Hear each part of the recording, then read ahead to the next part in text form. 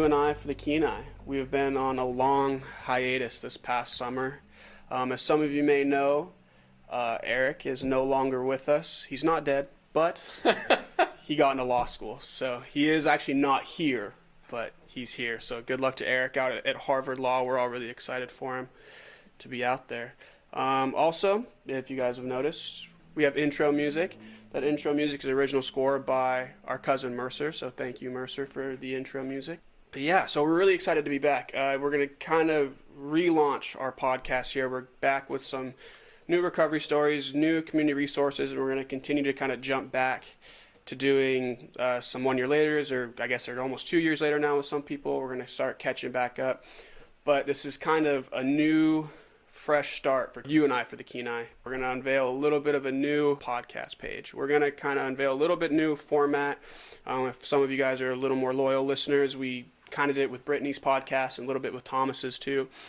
We're going to focus less on the active addiction and more in the recovery process. And I think we're pretty flexible on a lot of that. So if you guys are listening now and you maybe like the old way better or you liked this way better, give us some feedback. We're on Facebook and all your other socials. But all that to be said, we're jumping back into our recovery stories now. We have a guest with us today, and also it's pretty fun that Koebryn's back. Hey. Alex is here with us today, and we are back in our house. For some of you guys that remember, when we started this thing a couple years ago, we were doing these podcasts out of our house, and now with COVID restrictions, we are back in our house. So to have this refreshing restart from where it began and have it really come full circle is pretty exciting. But yeah, we'll jump in. So we're with Alex today. Alex, how's it going, man? It's going great. Good. Yeah, so how old are you, Alex? I'm 38 years old, and my sobriety date is November 30th, 2018. Yeah, so we'll jump kind of right back into that. So what was the process for you? I mean, maybe take us a couple months back before that of getting into recovery. So where was the decision? I know it's probably not one big aha moment, but right. Where was kind of the moments leading up or the days leading up to be okay, I really need to do this now? So I was a felon on probation, and I had 3.5 years hanging over my head. And I kept going to do UAs for my PO, and I just could not get clean before those dates. And I really expressed to him, look, I don't want to do this anymore, and I still can't stop. So right there I was admitting powerlessness, and I didn't even realize it back then. Mm-hmm. And so he kind of worked with me a little bit, and really, well, what do you want to do about it? And it's I don't know, maybe I should go back to an inpatient treatment program, because I'd been once, and that was in 2013. And of course, I always said it didn't work. However, I didn't work the program that was put in front of me. So I'm going to these meetings. I'm pissing dirty for my PO, and just living out of the hotel/bar I was working at, and just really miserable. Mm-hmm. I still had the job, I still had a car, I still had a license. I still had all these things, but those were all external. Internally, I was miserable, and that was for months and months and months. Because previously I'd just gotten out of prison, and I actually was happier in prison than I was right now. Yeah. Wow. And then so my PO's okay, well, what do you want to do about it? So I set up a meeting with one of my friends at Cicada, and well, he's a friend today. He wasn't at the time, of course, but and I was I don't know what to do. And he would not tell me that I should go back in. I had to come to that conclusion myself. So he kept asking me what I wanted to do, and I said, well, I want to go to a treatment program, but I don't want nothing to do with God, and I don't want nothing to do with no 12 steps, because that don't work. Mm-hmm. I love my ignorance back then. It was really beautiful. Yeah. So 2 weeks later, I have a meeting with my probation officer, and I don't show up. We'd already discussed everything, I'm going to be dirty. That's not a problem. We're just going to get on the next steps and keep moving forward. And I don't show up. He blows my phone up that day, and I don't answer. And then he did the best thing in the world he could have. He gave me about a week where I am on the run, and he calls me back. And I answer the phone, and I'm hello, I'm miserable. He's oh, good, I'm glad you answered. I was just getting ready to put out a warrant for your arrest. And I'm you didn't? He said, no, because I knew you were going to do the right thing. And I was oh, gosh. I've never had anybody believe in me like that, to where it's they knew I was going to do the right thing. Mm-hmm. And without a supportive probation department and everything like that, I don't think I'd be here today. You know, a lot of people curse their POs. They're just doing their jobs, and a lot of them want to help you, as long as you're willing to do any kind of help for yourself. Mm-hmm. I'm like, okay, so what do I got to do? He's like, you know what? Just show up at the intake office at 9 a.m. in the morning. And I said, all right, bet, I'll be there. And so I go back to the hotel because I know I'm not on the run now, Mm-hmm. and I fall asleep. And I hadn't slept probably that whole week. I was so paranoid and just out of it. Right. And that was the morning of that big earthquake that happened right about 8 o'clock in the morning. Mm-hmm. And I mean, I was in a panic, right? Because I didn't know what was going on. I didn't even know where I was at because I was in such a psychosis. Mm-hmm. And then everything kind of clicked, like, I'm supposed to be awake right now. You know what I mean? It's like, okay, am I going to do this? Yep, let's do this. And I just ran to the intake office. And, you know, for me, that was a spiritual experience that at the time was just coincidence, but today I can look at it differently. Mm-hmm. So I go to the intake office and I sign up, and of course the same lady that I ran from before is there. And she's like, you got a pattern? I'm like, yes, I do. I like to run. Imagine that, running from my problems. Then they signed me in, and, you know, detox went really easy. Like, for me, early recovery was simple because I was so desperate and miserable. Literally, detox, all I did was sleep and eat. I thought I was there for like 3 days. It was 5 days. And then I went into the inpatient program at Serenity House, and I was there for probably 35, 40 days. Mm-hmm. And again, everything went really smoothly for me. You know, and the crazy thing is I kept seeing the same people that I'd saw 5 years previous. Mm-hmm. Mm-hmm. And one individual was still volunteering, doing big book study at the house with that same smug smile, and he was legitimately happy every time I saw him. That's the worst. Right? And I swore it was a sham and a hustle. Right. But instead of, you know, just sitting there with that judgment, I did something which was abnormal for me, and I actually investigated it, and I asked him to be my sponsor. Mm-hmm. And today I can say that that smile is legitimate. It's not as smug as I thought it was. And we have a great relationship today. Yeah. Yeah. So kind of moving forward. So now you just got a job doing peer support as well. Correct. Right.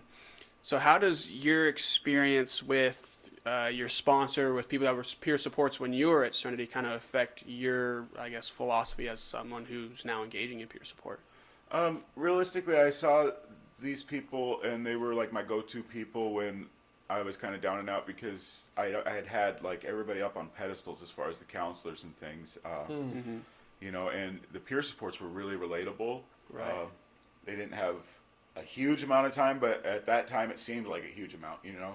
Mm-hmm. It just seemed like, wow, but they just came right from where I was, Right. you know, and made some really great friendships with them, you know, because again, your counselors are way up here initially. Mm-hmm. So I saw that, and I got to see how they, you know, responded and reacted with us, and how they were there just really to help, and not just that, but just be present and listen. And you know, I never thought I would do something like that for work, because Right. I've always done physically demanding manual labor work. I'm a chef, and you know, been a chef my whole life, and I've been miserable doing that. My body's breaking down. Right. So just realistically seeing, you know, a different way of doing things and a possible career instead of a job for once. So Right. So I noticed a lot with your story, you mentioned that you'd get a lot of independence, and that's kind of what helped. Like, someone talked you into coming to Serenity House, but they didn't really talk you into it. They let you discover that. The same thing with your PO officer, just kind of letting you find your own way back. Do you try to use that in your peer support, or? absolutely, you know, it's always better when somebody sees something for themselves as opposed to when you just lay it on the table for them. Right.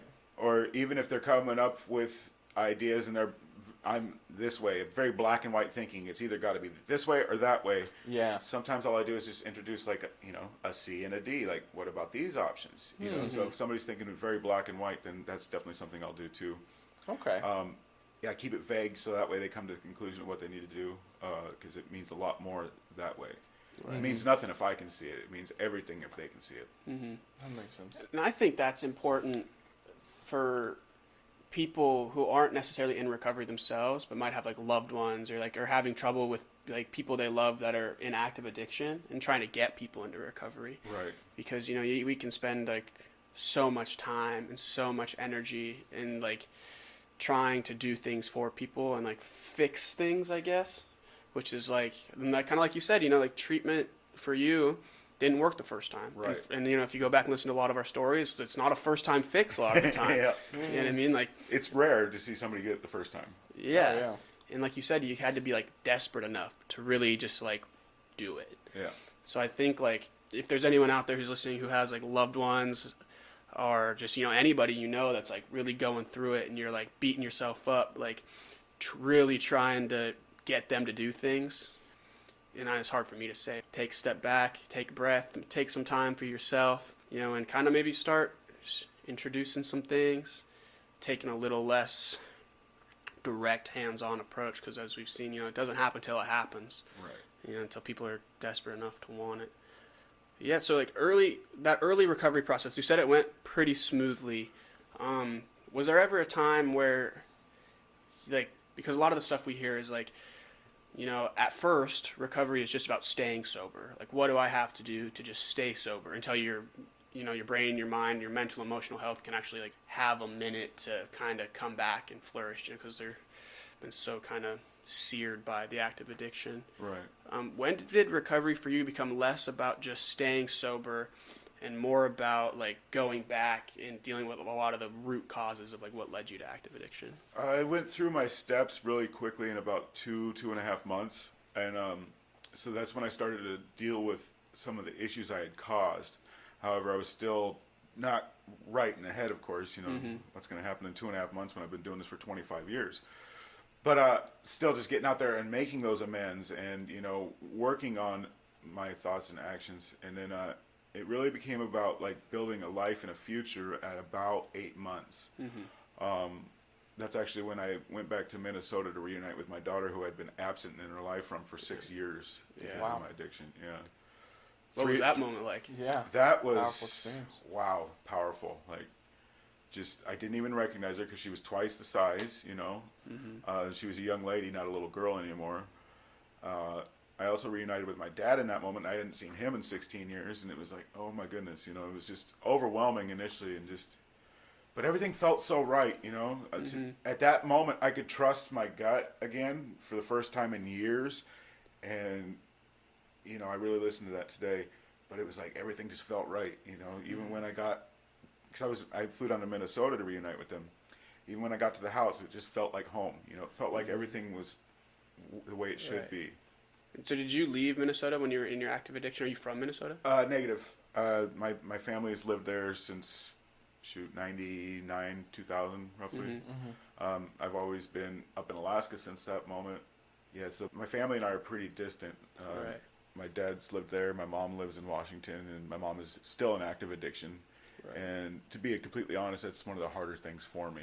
I still have work to do in that department. Right. But today I'm aware of it. Yeah. It sounds like before you were suffering and it didn't necessarily make sense why. Now that you can look back and see it, can you see stuff that maybe was getting under your skin that you didn't even realize at the time, like not reuniting with your daughter? I mean, that's something you probably didn't think about day to day, but somewhere, it's digging on you. Deep inside, I had a lot of guilt and shame over a lot of the things I had done. Especially the way I treated women in my life, my ex-wife, ex-girlfriends, my daughter, just so many. I treated women like objects for 36 years. Come to find out they're some of the best people in this world and some of my best friends today. And my current fiance, I was actually best friends with and dated before getting intimate with. Who knew that? That was the thing. Yeah. People do those things. Nice. Weirdos. Yeah, I know, right? That's awesome. Yeah. So thank God for that fifth step, because I really got to look at the patterns of the way I was not only treating those women but myself in that. It's like just totally building my ego and just using them as a stepping stone in my ego to build my ego bigger. And it's like I did so much damage to so many people. Right. What was that amends process like then? To kind of have to face that stuff, that's hard. That's a lot of big business. A lot of fear involved with that, Yeah. A lot of wreckage I had caused. And, what's amazing is I was always not ready to make them. But when it came down to doing them, I felt so great afterwards. Like, not every amends was welcomed with like, oh, no, not a problem, you know, this is what we can do to make it right. Some of them were off and die, don't talk to me again. But then God would put that person in my path again, and I would try to make that amends again, and it was a little bit better received the next time. So I still didn't consider it complete because, you know, it just didn't feel right still. Right. So. And do you think time has a little bit to do with that too? Absolutely. Yeah, people just take a little longer to forgive you than. I've been clean for 3 months, and I'm expecting you to forgive 25 years of wreckage. It's not how it works. Right. Yeah. Yes. And I think, I want to qualify this statement before I say it, is like that. I feel like that could be hard for some people, man. Like especially in early recovery, when if you're trying to make amends, you're like, you finally feeling good about doing all these things right, you know, and you go to like make your amends, and like I feel like if you were to have some expectations of like people really be in it, do you have those expectations? Do people have those expectations? I had expectations of negative reactions, and it was met with mostly positive ones. So then when I was hit with a negative reaction, I was kind of like shocked, like, oh, don't they know who I think I am? don't you see what I'm doing? So those people forgave me. What's wrong with you? What's wrong with you? And then it's like I really look back at my behaviors, and then their behavior today was completely congruent with the way they were responding to me today. Right. But I really find like most people, when you're trying to do right, are in your corner and supporting you. Yeah.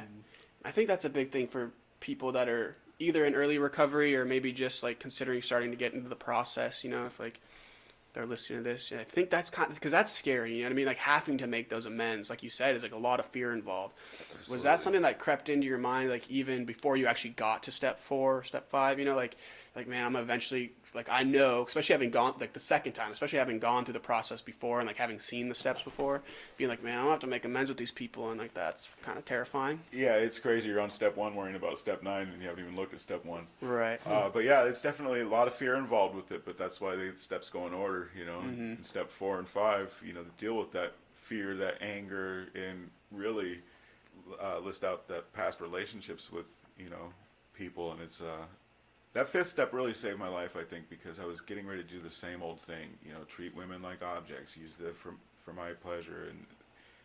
And processing that with my sponsor, I learned a lot about myself, like how I used them to feel good about myself. They were just another drug to me, you know, in the end.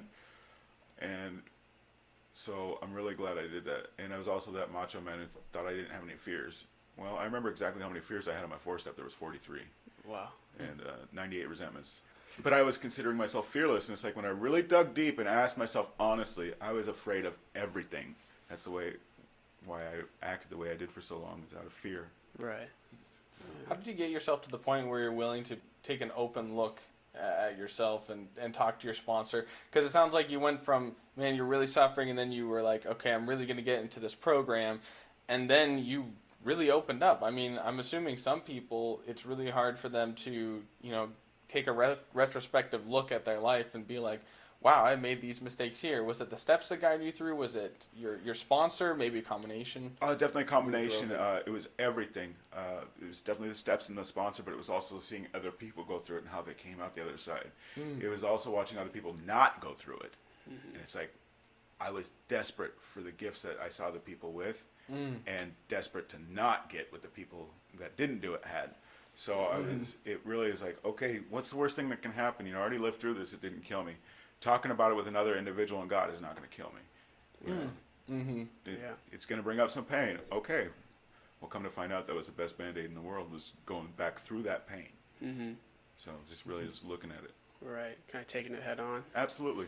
I feel like some point like that just like, that's like inevitable. Yeah. You're going to have to like, I think for everybody though, I think like for the majority of humans, like eventually at some point having to face whatever it is, like whether it be something you're afraid of or something you've done before, some sort of repercussion head on, like push comes to shove and like you got to do it. Absolutely. Like there was a lot of trauma I hadn't looked at in my whole life, you know. It was painful at first, but the more I got into it, it was relieving, you know.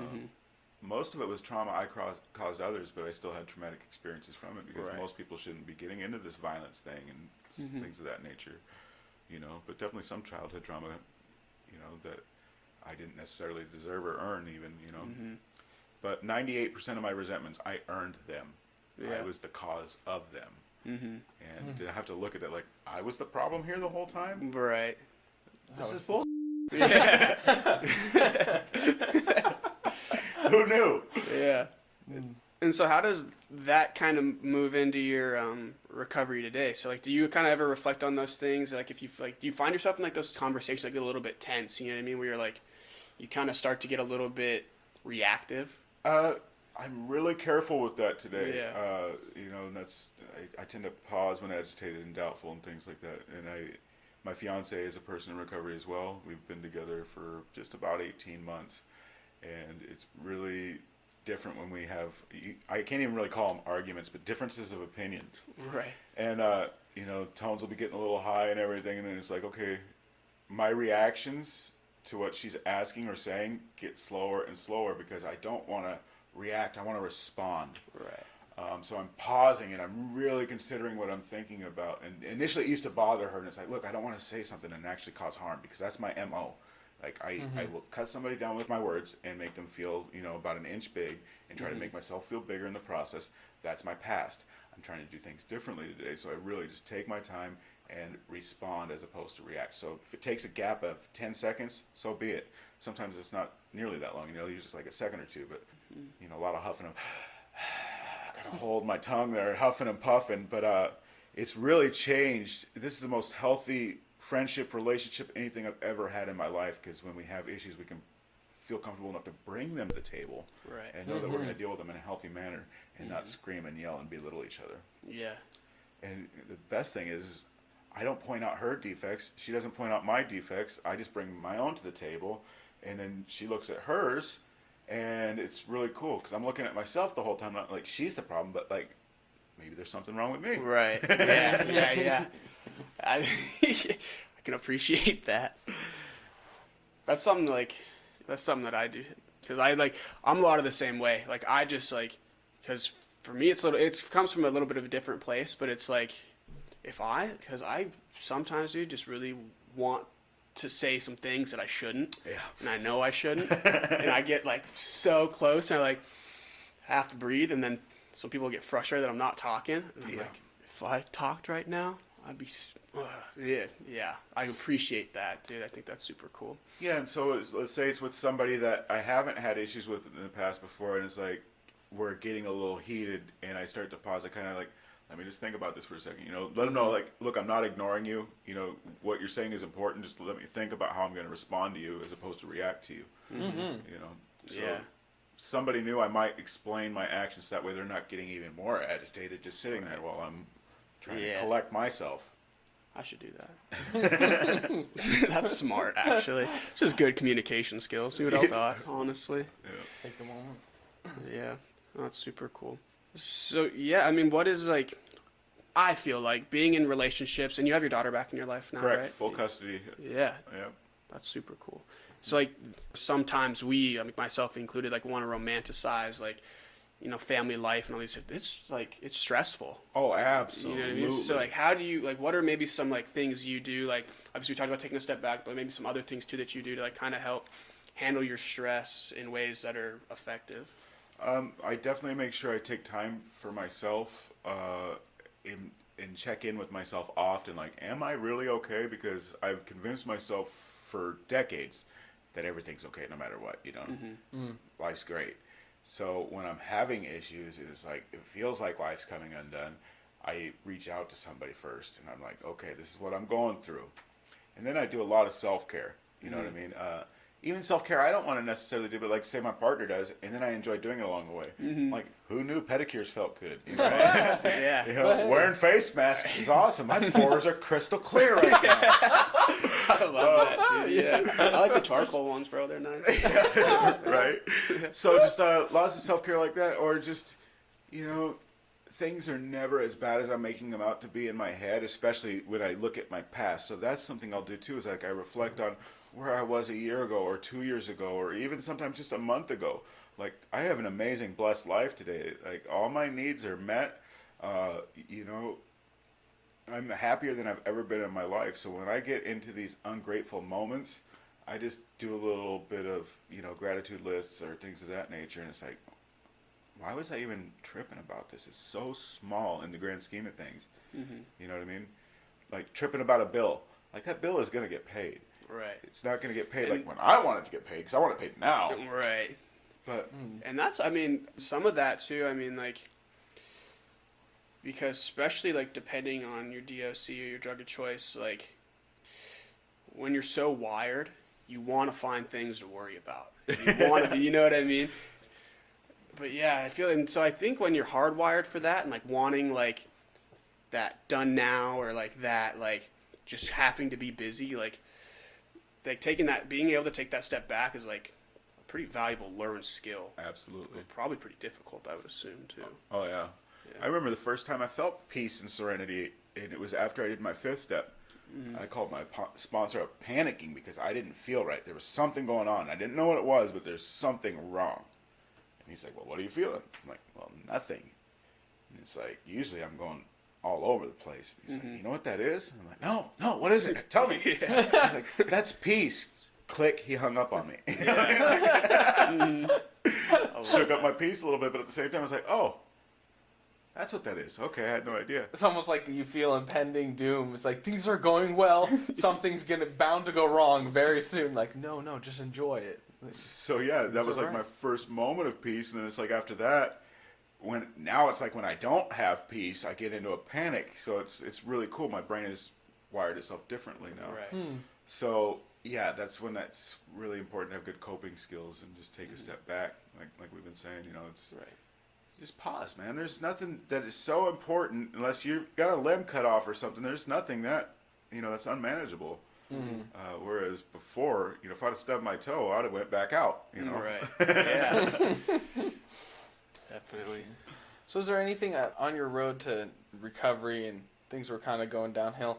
I'm just trying to think of if someone could have done something in your life, do you think it would have changed things and made you come down the recovery road sooner? Just thinking about maybe people in your situation who are listening, what do you think might change things around for them? I know for you it's kind of like that independence. I don't know if you can think of anything that you're like, man, if I had that, when I was on that rock bottom or that edge, if I could have this one kind of support, that would have really helped me through. My pride and ego was so huge that I don't know if there would have been anything that could have gotten me into recovery sooner. Like my family did really well in establishing rigid boundaries and not supporting the junkie in me at all. Like, they were there for me when I was ready to do right, but when I was not, they were not there. You know what I mean? And I think that was huge because if somebody was enabling me, I would have stayed doing this a lot longer. So I think that's really big, is to not enable that person, set some good, strong boundaries. Maybe if I had been introduced to somebody like me in recovery and, would just sat with me, maybe that might have helped a little bit, because I'm not going to relate to a family member or a doctor or something of that nature. I'm going to relate to somebody like me. And I noticed that a lot today, seeing somebody in a clinical setting, and just getting no connection with the person on the other side of that wall. And then they sit down with me and we talk for an hour, So it's, realistically, it's really amazing that, connection of one addict or alcoholic to another is just immense. Yeah, and you'd mentioned that the counselors were kind of put on pedestals. Yeah, in my mind, yeah. Yeah, and I could totally see how that would create a barrier, of thinking that you're being diagnosed or treated, or that they're over there and they're going to fix you over here. But then when you have this, when someone who's been through it, when you have them counseling, it's more like, hey, I'm going to help you get through this because I've already gone through it. And I feel like that has a lot of value compared to, we're just going to fix you. Right. Nobody wants to hear that. Right. I was always curious what their end game was. What are they what's going on in their mind? And realistically, it's not everything I was cracking it up to be. Like this whole time they were on pedestals, but in hindsight, looking back on it, we were walking side by side the whole journey. Sometimes they were dragging me by the hand or the hair, but I'm pretty bald. But they were still but they were still dragging me by the hair, and everybody I had on a pedestal was my equal.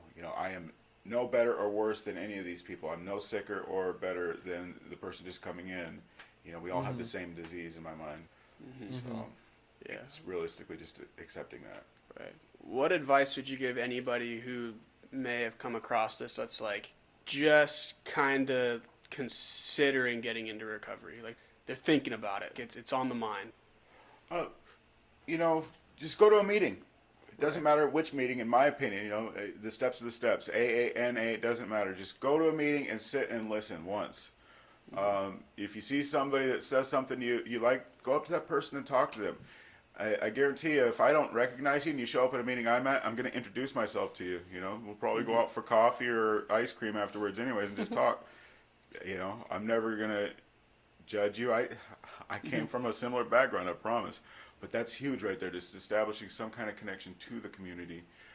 If you're really concerned about it, you know, definitely go to an inpatient treatment program, just discuss options. But for that initial step, I think just even go to a meeting to see what these people are talking about and if you relate at all. Right. Yeah. If you think you might, I'm pretty sure you will. Right. Yeah.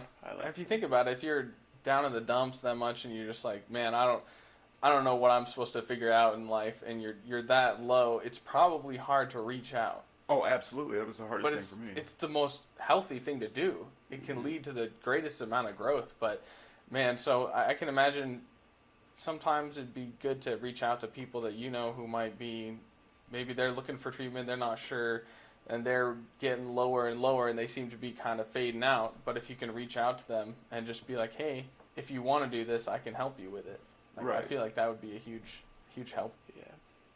But even for people who don't really know, you know, what they're looking for, you know what I mean? Like, whether it's, you know, like, well, you have some predispositions about AA or NA, or like, you know, you're like, whatever, you're like, I don't know what I want, but I know I don't want to go to Serenity House, you know?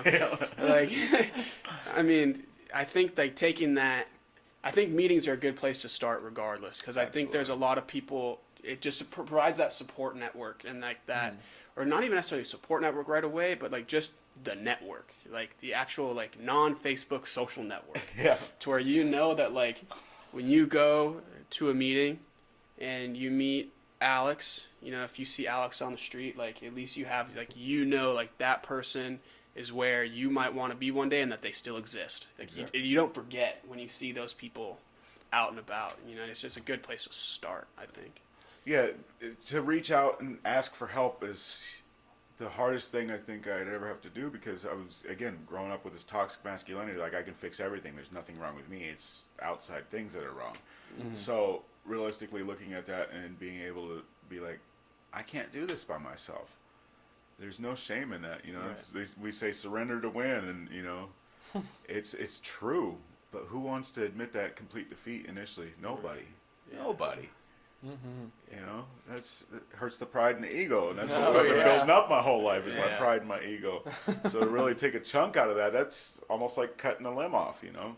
Right. Oh yeah. But it's the most freeing thing when you actually do reach out for that little bit of help. And yeah, meetings are the great start, you know. Because I promise, if you stick with this long enough, that's probably where you're gonna go anyways. Right. Yeah. So what people are at. What was your experience like coming back to Serenity? For people who have gone into treatment and were like, forget it, that doesn't work, and then maybe they're considering going back, but they don't want judgment, they don't want people being like, oh, hey, there's that person who showed up and then left, they're back again. Like, what was your experience like coming back? It felt like I was coming home. You know, I'd spent a previous 44 days in that facility, and there was no detox center at the time, so of course I was super sick when I went there. So definitely that detox center helped me to be comfortable right in the initial stages of it. But no, I received nothing but, you know, love and open arms and just welcoming back. And I think that's huge. You know, I felt a part of the first day. You know, they really help alleviate that fear and things like that. So they're really good at what they do. Yeah. And to see some familiar faces was huge for me. You know, there was something for me to grab on when I was going back. And, I just couldn't believe those faces were still happy. That's what almost pissed me off. It's like, how can you be happy? It's got to be a sham. Yeah. Who's happy not drinking or using drugs? I don't get it. It's not possible. I'm really curious. So what are your thoughts on having a relationship with someone in recovery? Because it sounds like yours is going exceptionally well and actually seems to be super helpful. But I've heard in the past that it's a dangerous thing. It's a tough thing to do, because you're both, you know, having to get over what you've been ingrained in for so long, and then also have a relationship. But what are your opinions on that? it's extremely hard, especially initially. And then there's this fear, what if the other one relapses? Well, that happened in my relationship. My fiance relapsed right before I came back to Alaska, and it took a lot of work. You know, I came back to Alaska not knowing if she was going to get clean or stay clean. So there's a lot of fear associated with that. However, you know, this program has given me faith, and I just walked into it. But the initial stages, like, oh goodness, like the emotions I was getting out of things, super intense. Like, I had no business playing with emotions like that in early recovery. Right. I almost went back out a dozen times over stupid little things, you know, even things that weren't necessarily. I wasn't even being wrong, but I'd felt like I'd been wronged, and again, it's chipping away at that little ego of mine. So, And I think part of that too in early recovery is just like habit, you know, and your brain's reaction, like, and your brain's like still reminiscent need for substance on like a very like physical level, like the hormones in your brain and like your hardwiring to be like, you've been in active addiction for so long, like I need this to survive. That I think that even when you're like, when you can rationalize it, like when you're done just like reacting and doing it, even when you can rationalize like why you shouldn't, it's just like that like physical urge to be like, but I kind of do though. I don't know, maybe. The jealousy and insecurity I was going through in early recovery, it was really rough. Of course, I never admitted I was jealous or insecure about things. Because, again, I'm a manly man, right? I'm all that is man. Today, I can't even say that without laughing about it. Right. But, you know, those are the things that went on in my head. And it's like, you know, just she'd be talking to somebody, and I'd be like all angry, like, well, what's this guy doing, you know? They're having a conversation. Right. You know, today she'll be going out with her friends. I don't ask who, what, where, when, why.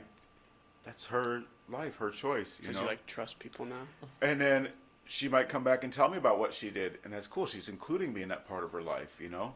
But we don't get all jealous, like, who are you going to hang out with? What are you doing? I don't do that today. But in early recovery, I did. Right. Yeah. Why are you hanging out with him? Why aren't you hanging out with me? You know, things like that. So it's yeah, she's her own person. She's going to do her own things. I'm going to do my own things, you know, and we include each other in those things as often as possible. Right. But initially, it is super hard, you know.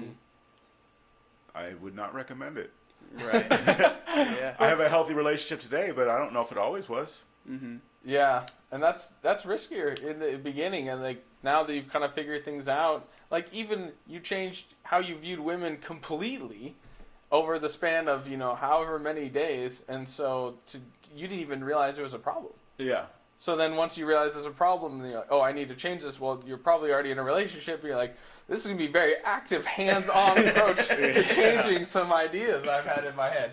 Yeah, most of my thoughts of relapse have been either associated with my relationship in early recovery or with this virus thing and the lack of connection to people. Right. Oh man, yeah. Yeah. What's your experience been like in recovery, like during COVID? I mean, I think the data has kind of been the data, as it's like something mystical, but I think the data has been showing that like relapse is up, man, and like use is up right now because people are so disconnected. Like, what's that experience been like for you? You know, initially I would have told you as long as you had God and the steps and all this, you were fine. I'd come to find out human connection was more important in my recovery than I'd ever placed, you know, any kind of weight on. And looking at it now, it's the most important connection, you know, that sense of belonging. I had more using thoughts. I even made a couple plans, like back in March, to go pick up. And I was like, this is, you know, I was able to think it through, thankfully. Right. But a lot of my friends were not able to, and they had, you know, strong, solid recovery. And man, connection is definitely the most important part of my recovery today. My connection to God and my connection to the people around me, you know, it's huge. Yeah. Without it, I don't think I'd be here. And I think even like as much as all three of us here are men, so I think this is easy for us to say, but like as men, like it's easy to think to ourselves, you know, and I think it's part of that toxic masculinity that you eventually like come, like hopefully get over, or like, I don't know. I don't even know if you ever really like totally get over it, but whatever. Become aware, try to overcome. Yeah, awareness, I mean, yes. Address it, I guess, or become aware. Is that like you don't want to admit that you like need people. Yeah. And I think like just in general, you don't want to admit that like you're kind of just a social animal that really likes having other social animals around, talking to people, Right. And I think like that's like really hard with, I mean, everybody in COVID, but especially like people in recovery in COVID is like when your peer-to-peer network is like so important, Yeah. and like not having that right now is like really tough. But Yeah. Part of it. oh, go ahead. No. Yeah, part of it is that recovery is always a battle. It's always a struggle, and if you have to do it alone, it's much harder. It's nicer to know that there's someone who's kind of suffering with you, who's in it, who's like, yeah, the other day I wanted to use, but I didn't, and that gives you hope, and you're like, yeah, man, I had some plans, but I pushed them up, and then you kind of sharpen each other. You kind of work with each other, and you're like, yeah, this sucks, but we're gonna do it, and it kind of feels great. It kind of feels great to suffer with someone and go through the same struggle and kind of feel empowered by it. Yeah. And so if you cut off that connection, life gets busy. So unless you make time for hanging out with people or connecting, it'll be like a week or something. You haven't talked to anybody who's in the struggle with you. And then I think that's when the weakness kind of feels like, I don't know if I can do this, because you feel so alone.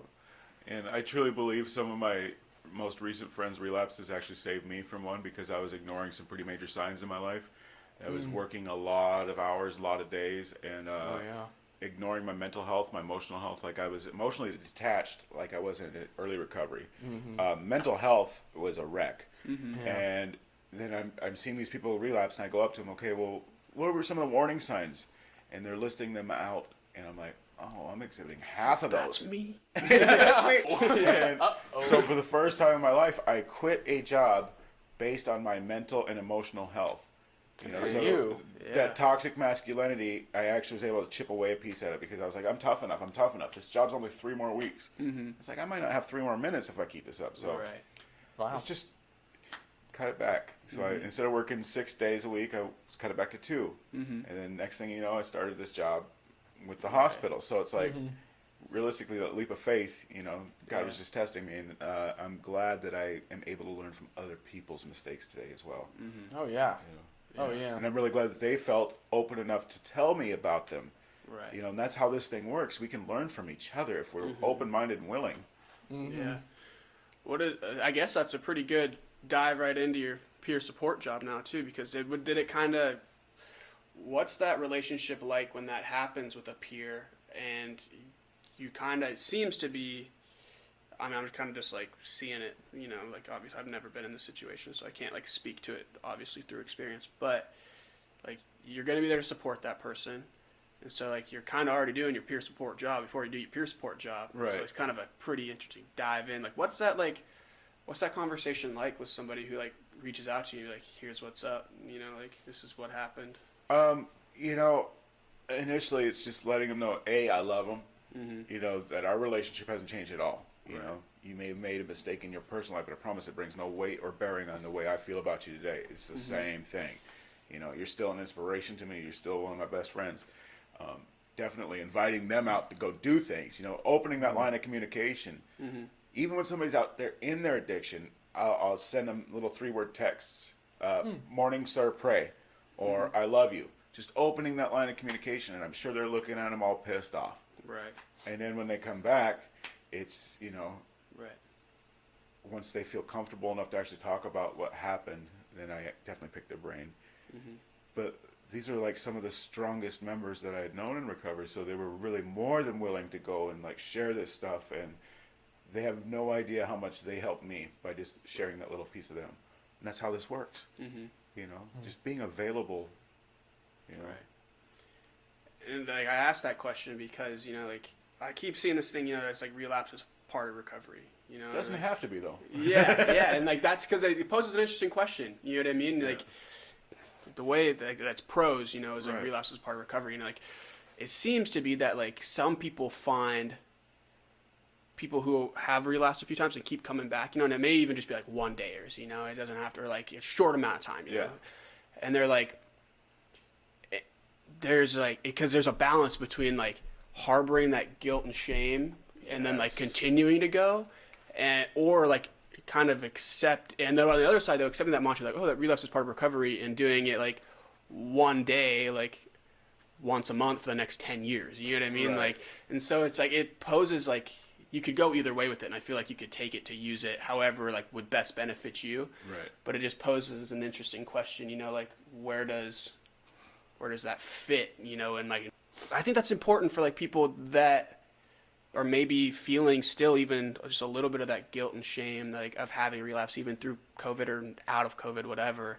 In general, is that like reach back out, and like, you'll still be accepted, and there's Absolutely. still time to get back to where you were going in the first place. Like, because I feel like when people relapse, the hardest part is like, God, I can't believe like that happened, and like then you want to hide it, and then you feel really bad about it doing it, then you feel really bad about hiding it, and then you just like keep feeling like that negative self-talk kind of festers, and the next thing you know, it's like you're a month down the road and things aren't better. Super shame spiral and just those Yeah. feelings inside.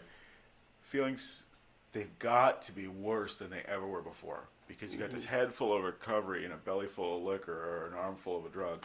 You know what I mean? I couldn't imagine that pain, Right. because you know what recovery feels like, Mm-hmm.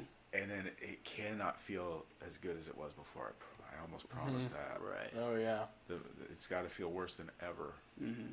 And you know, my story has a lot of relapse in it. I tried quitting dozens of different ways. I was never successful. So, but I didn't have a head full of recovery with it. Mm-hmm.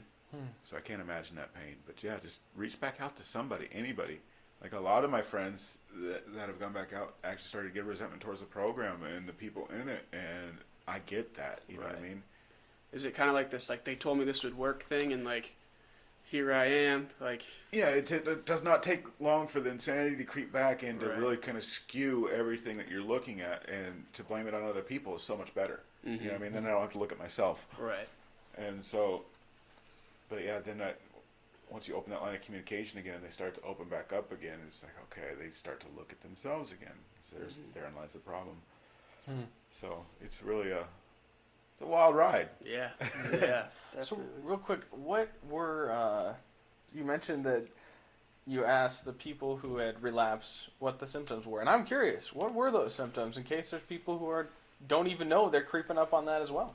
So getting angry a lot, you know, that one's huge for me, and you know, not finding any pleasure in life and things like that, and just really romanticizing things.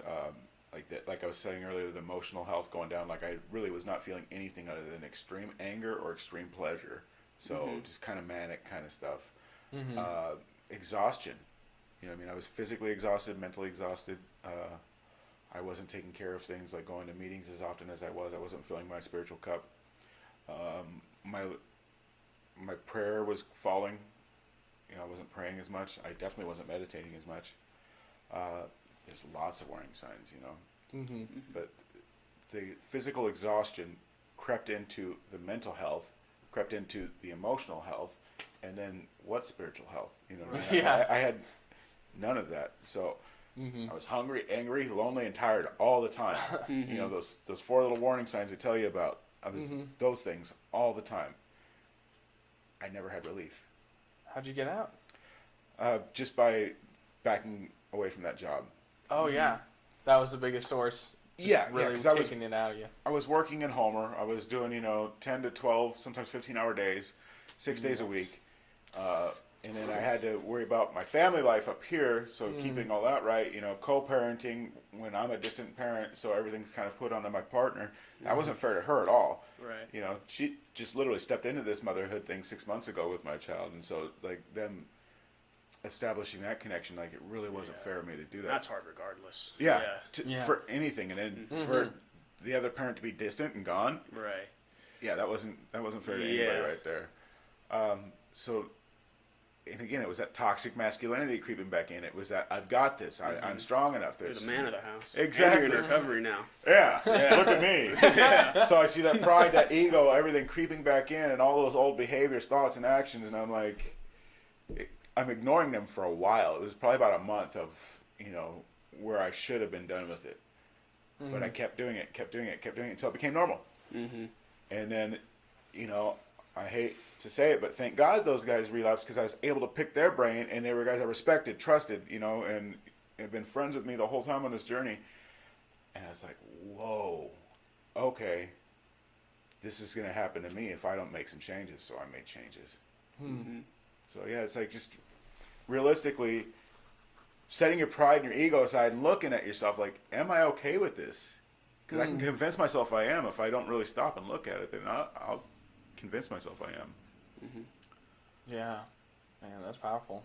Because I mean, I'm sure there's a lot of people who you go down that road and you don't even realize you're on it until you get to the crossroad. It's like, I have to make a decision, and it's so much harder because you've walked so long on this path that leads exactly where it's always led.